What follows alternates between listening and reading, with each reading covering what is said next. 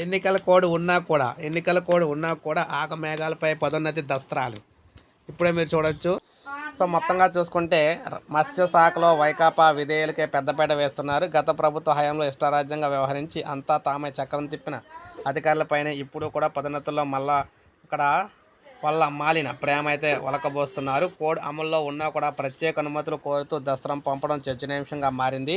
ఉమ్మడి తూర్పు పశ్చిమ గోదావరి జిల్లాలో 21-22 సంవత్సరాల్లో 6 కోట్లు మింగేశారు.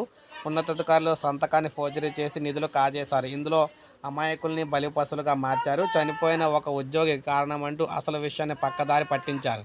ఉన్నతాధికారుల ప్రమేయం లేకుండా సింధీ స్థాయి ఉద్యోగి అంత పెద్ద మొత్తంలో బ్యాంకు ఖాతాల నుంచి నిధులు మళ్లించడం అసాధ్యం. సిఐడి విచారణ చేస్తే వాస్తవాలు వెలుగులోకి వచ్చే అవకాశం అయితే ఉన్నా ఎక్కడికక్కడ తొక్కిపెట్టారన్నమాట.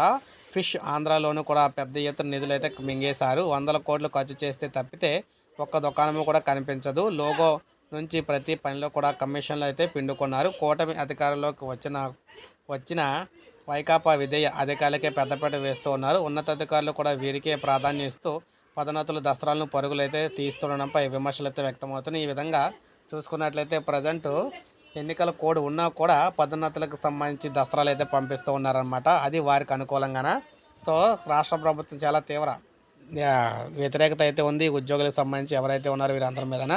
సో ఇది మనకు అప్డేట్. ఒక లైక్ చేయండి, సబ్స్క్రైబ్ చేసుకోవద్దు, మన ఛానల్ సబ్స్క్రైబ్ చేసుకోండి.